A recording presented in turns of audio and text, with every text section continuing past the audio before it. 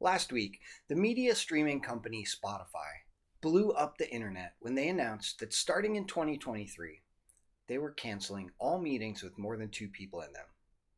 Everything cleared from the calendar: team meetings and status meetings, budget meetings, and OKR meetings. All gone. There's a lot of talk. It's no secret that most organizations really do have too many meetings. According to McKinsey & Company, more than 40% of our time is spent on Zoom or in Google Meet or Microsoft Teams or in conference rooms. Do people still do that? When we're sitting there talking to each other, we're not actually getting any work done. This is a big problem. So, lots of organizations all over the world would like to follow Spotify's lead. Let's blow up all the meetings. Let's clear the week. Let's focus on getting the work done. This might be a good idea.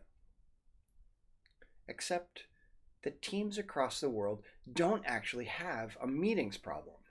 That's just a symptom of a much larger problem hidden under the surface of most teams. Teams have an autonomy problem. And this autonomy problem is so chronic that most people on most organizations can't do anything without asking for at least one other person's permission. Think about it. Across your team, pick any random person. What can that person do without telling anyone else?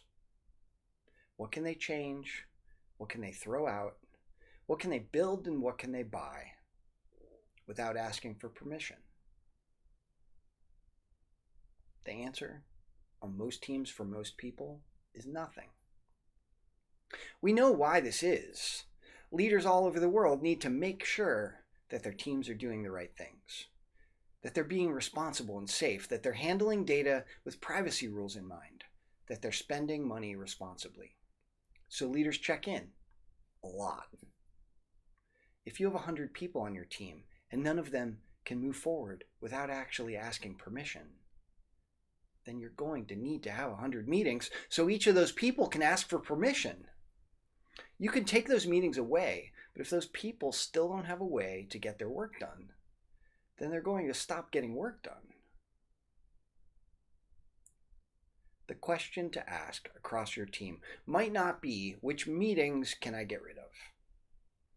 The question might be, which decisions are people allowed to make without asking others for permission? When you start figuring that out, you begin to create autonomous teams that can move forward quickly because they don't have to stop and wait for permission.